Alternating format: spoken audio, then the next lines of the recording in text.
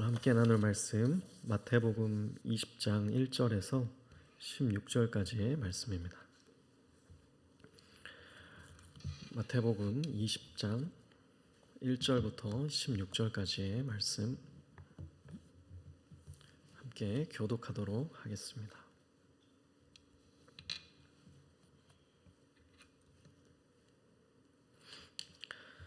천국은 마치 품꾼을 얻어 포도원에 들어보내려고 이른 아침에 나간 집주인과 같으니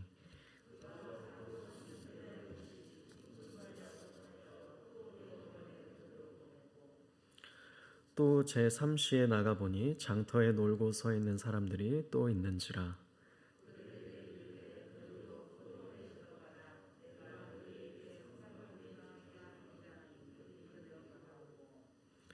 제6시와 제9시에 또 나가 그와 같이 하고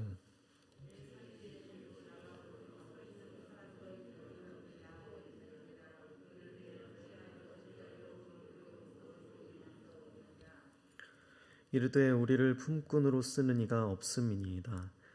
이르되 너희도 포도원에 들어가라 하니라.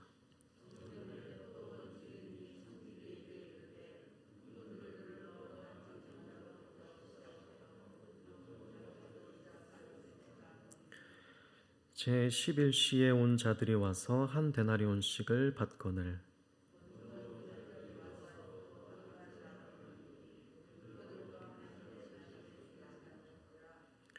받은 후 집주인을 원망하여 이르되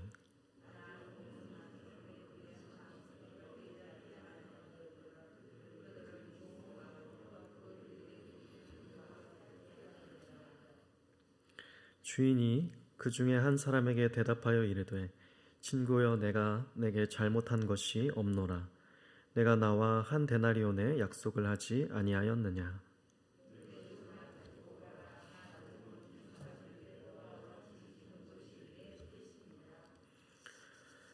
내 것을 가지고 내 뜻대로 할 것이 아니냐. 내가 선함으로 내가 악하게 보느냐.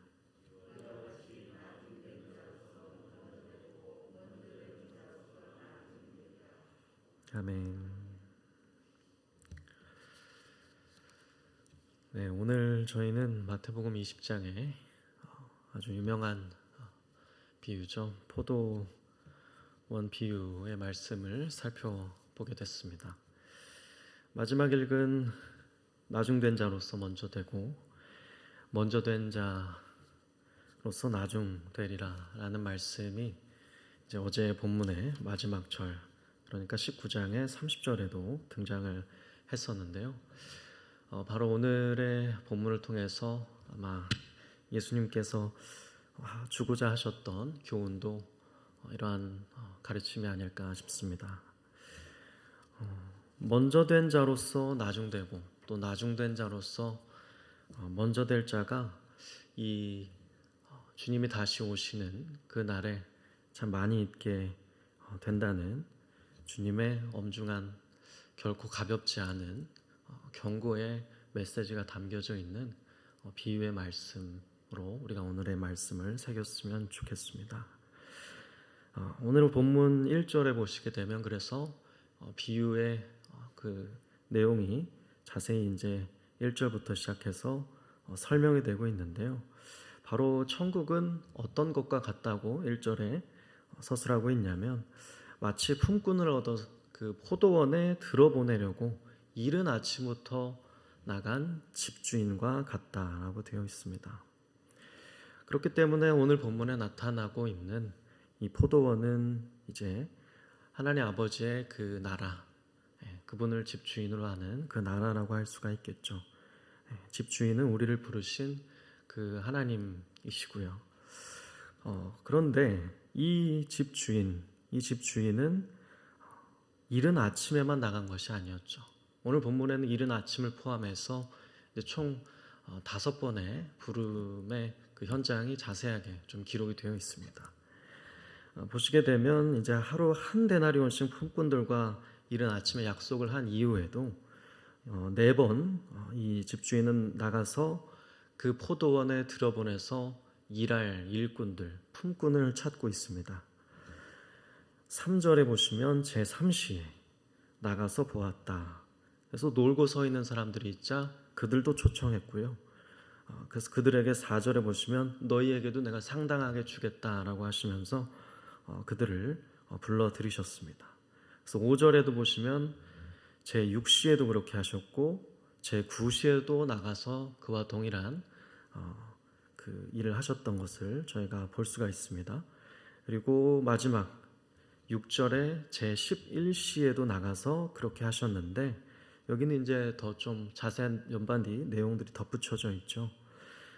나가서 보았더니 사람들이 또 있었는데 보시게 되면 너희는 어찌하여 종일토록 그렇게 놀고 서 있느냐라고 물으시면서 이제 그들에게 7절의 말씀에 우리를 품꾼으로 쓰는 이가 없어서 그렇습니다 라고 하자 너희도 포도원으로 들어가라 라고 초청하시는 모습을 볼 수가 있습니다.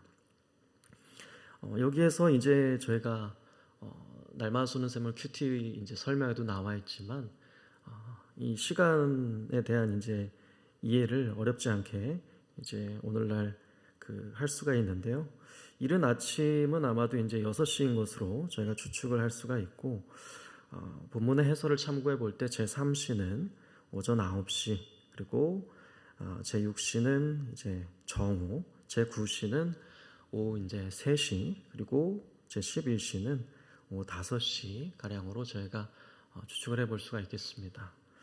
그래서 이제 노동자들이 보통 오전 6시부터 당시에 저녁 6시까지로 근로 시간을 삼았다는 것을 토대로 해서 마지막에 불렀던 이 6절에 부름을 받았던 제11시 그러니까 오후 5시에 부름을 받았던 그 사람들은 사실은 1시간밖에 일을 할 형편이 안 됐음에도 이 포도원 주인은 그들에게 이 동일한 약속을 하면서 그들마저도 포도원으로 초청하게 되는 모습이 기술된 것이었음을 우리는 알 수가 있게 됩니다. 본문도 사실은 그에 대한 내용을 좀 자세하게 증거하고 있죠. 보시면 12절에 이 아마 더 일찍 온 사람들의 그 원망이었던 것으로 저희가 볼 수가 있죠. 12절에 보면 더 일찍 온 사람들이 이렇게 원망을 했는데 나중 온 이 11시에 온 사람들을 향해서 무엇이라고 이야기를 했냐면 나중 온 이 사람들은 그래서 1시간밖에 일하지 않았다라고 기술이 되어 있었던 것입니다. 그래서 이들은 5시부터 일이 마감되는 6시까지 1시간밖에 일하지 않았는데 자신들과 동일한 취급을 하였다는 것에 이제 원망하고 오히려 분을 내는 모습을 저희가 볼 수가 있게 되었던 겁니다. 그래서 이른 아침이 6시임을 감안한다면 오후 5시에 온 사람들은 거의 그들과 비교했을 때 12배 정도의 그 차이가 나는 것은 사실은 분명하지만 이제 하나님의 말씀은 그들에게 약속한 것이 애초에 한 데나리온이었기 때문에 그들이 이제 베푼 그 은혜에 오히려 만족할 것을 말씀하시면서 이제 13절, 14절에 보시게 되면 내 것이나 가지고 가라. 나중 온 이들에게도 너희와 동일하게 대우하는 것이 나의 뜻이라는 사실을 오늘 본문의 말씀은 교훈해주고 있습니다.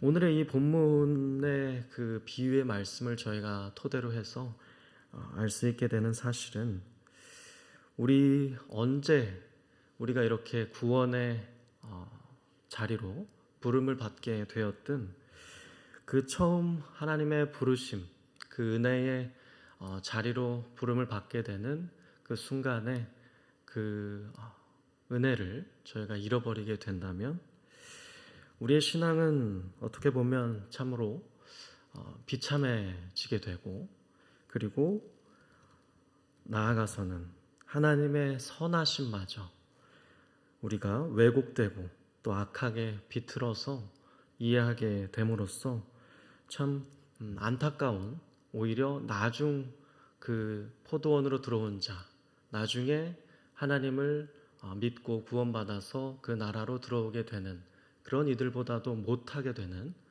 그러한 모습이 될 수도 있다는 사실을 알려주고 있습니다.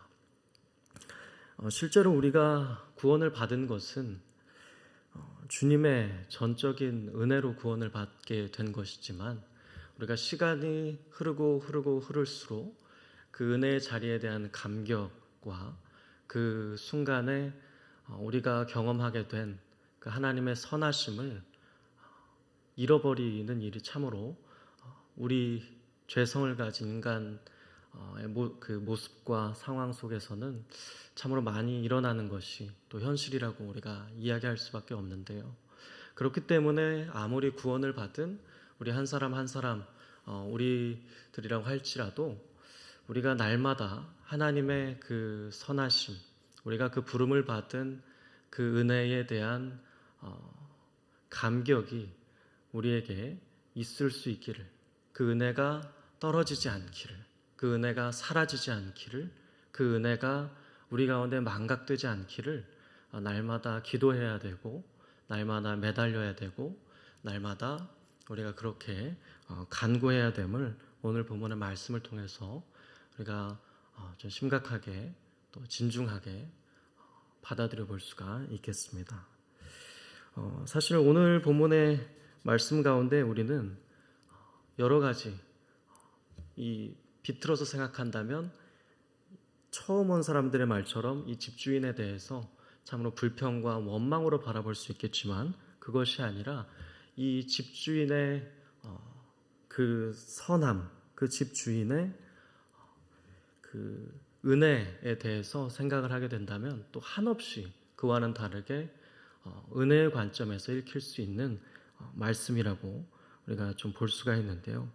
이 집주인은 하루에 그렇게 5번, 여러 번 나가서 누구라고 할지라도 그 가운데 놀고 있는 아무 자격도 없고 사실은 초청하지 않아도 되는 그러한 사람마저도 다 가능하다면 모든 이들을 불러들이고자 하는 그러한 선한 집주인이었고 그리고 나중 자들에게도 처음 온 이들과 동일하게 대우했던 그러한 너그러운 마음을 가진 집주인이었습니다.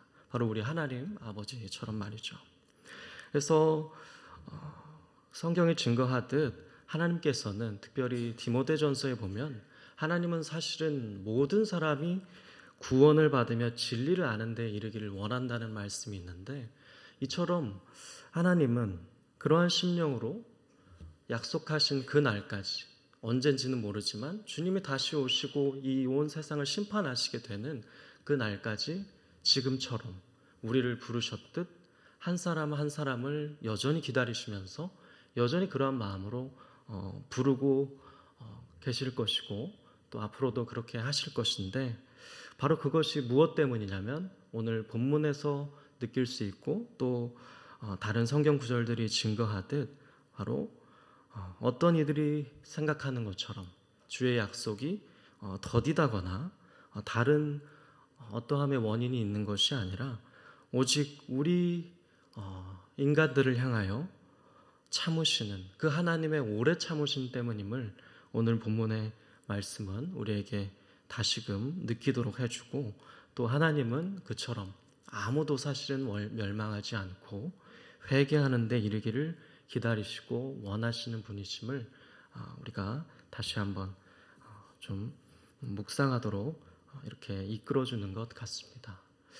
오늘의 이 말씀을 통해서 저는 다시 한번 이 은혜라는 것을 한번 정의해보고 다시 한번 제 마음속에 좀 깊이 묵상하게 되었는데요. 사실은 이전부터 은혜라고 할 때 각자 느껴지는 느낌이 다를 수도 있고 또 혹은 어떤 떠올리는 정의가 다를 수도 있지만 제게는 이전부터 신학교 시절 들었던 한 가지 정의가 늘 좀 간직하면서 떠올리는 편입니다. 그 정의는 에베소서 2장 8절에서 10절의 말씀에 근거해서 들었던 하나의 수업의 내용이었는데 지금도 기억하기 때문에 조금 소개를 해드리자면 은혜에 대해서 정의를 할 때 에베소서 2장의 말씀 특별히 6절부터 10절을 근거로 해서 은혜가 무엇인가라고 할 때 이렇게 우리는 쉽게 정의할 수 있습니다. 받을 자격이 없는 자에게 거저 주어지게 되는, 아무 대가 없이 거저 주어지게 되는 하나님의 선물이다라고 우리가 정의를 할 수가 있게 됩니다. 실로 은혜가 딱 그러한 것 같습니다. 그래서 은혜를 헬라어로 카리스, 선물이라고도 하지 않습니까? 그래서 은혜, 우리가 받은 그 부르심, 그 구원이 무엇이냐? 전적인 하나님의 은혜인데 바로 아무 받을 자격이 없음에도 불구하고 하나님께서 아무 대가 없이 거저 주시는 하나님의 선물이 바로 은혜이다라고 우리가 오늘의 이 말씀을 통해서 다시금 좀 묵상할 수 있게 되는 것 같고요. 그 은혜의 자리 가운데 우리가 늘 머물기를 다시금 우리에게 허락된 그 순간까지 간구하며 몸부림치며 하나님 앞에 어린아이와 같이 좀 기도하며 그 품에 날마다 안기며 그러한 은혜의 심령이 있기를 기도하면서 나아갈 수 있는 이러한 오늘 우리 본문이 교훈하는 자리로 드려지는 우리의 모습이 되었으면 좋겠습니다. 그래서 에베소서 2장을 좀 같이 한번 좀 펼쳐보고 제가 한번 읽어드리도록 하겠습니다. 에베소서 2장의 말씀 제가 1절에서 5절을 제가 읽어드리고 한번 8절과 9절은 한번 같이 읽어보도록 그리고 말씀을 마치도록 하겠습니다. 에베소서 2장의 1절부터 5절은 제가 한번 읽어드릴 때 하나님께서 과연 우리에게 어떠한 은혜를 베푸셨는지 다시 한번 좀 우리 신앙을 좀 세워보는 시간이 됐으면 좋겠습니다. 제가 한번 1절부터 5절은 읽어드리겠습니다. 그는 허물과 죄로 죽었던 너희를 살리셨도다. 그때에 너희는 그 가운데서 행하여 이 세상 풍조를 따르고 공중의 권세 잡은 자를 따랐으니 곧 지금 불순종의 아들들 가운데서 역사하는 영이라. 전에는 우리도 다 그 가운데서 우리 육체의 욕심을 따라 지내며 육체와 마음에 원하는 것을 하여 다른 이들과 같이 본질상 진노의 자녀이었더니 긍휼이 풍성하신 하나님이 우리를 사랑하신 그 큰 사랑을 인하여 허물로 죽은 우리를 그리스도와 함께 살리셨고 너희는 은혜로 구원을 받은 것이라. 네, 그러면 좀 이제 뛰어넘어서 8절과 9절을 함께 읽고 마무리하도록 하겠습니다. 함께 읽겠습니다. 너희는 그 은혜에 의하여 믿음으로 말미암아 구원을 받았으니 이것은 너희에게서 난 것이 아니요 하나님의 선물이라. 행위에서 난 것이 아니니 이는 누구든지 자랑하지 못하게 함이라. 아멘. 오늘도 이러한 하나님의 선물, 하나님의 은혜에 대한 감격이 우리 모두에게 있기를 주님의 이름으로 축복합니다. 함께 기도하겠습니다. 살아계신 하나님, 오늘도 이 비유의 말씀을 통해 우리에게 다시금 우리 신앙에 대해서 경고하시고 묵상케 하시고 돌아보게 하시고 다시금 그 신앙을 은혜 위에 세울 수 있는 기회를 주시고 인도하여 주심에 감사를 드립니다. 하나님께서 그러한 처음 된 자가 오히려 나중될 수 있고 나중된 자가 오히려 먼저 될 수 있음을 교훈해 주신 것처럼 우리도 그러한 경고의 말씀을 가슴에 새기며 이 남은 신앙의 생활을 복되게 드릴 수 있는 은혜로 드려질 수 있는 그러한 저희의 모습들, 저희의 삶이 될 수 있도록 하나님 늘 저희를 붙들어 주시고 은혜의 장중에 하나님께서 붙들어매 주시옵소서. 하나님께서 허락하신 그 은혜 위에 날마다 우리 신앙을 공고히 바로이 온전히 세우며 그 은혜 가운데 하나님께서 우리를 다시 부르시게 되는 그 순간까지 복되게 하나님 품에 붙들려 기쁨과 은혜와 감격 속에서 신앙생활할 수 있는 저희의 인생 되도록 역사하여 주시옵소서. 우리의 삶을 하나님의 그 선하신 은혜에 부탁드리며 살아계신 예수 그리스도의 이름으로 기도드렸습니다.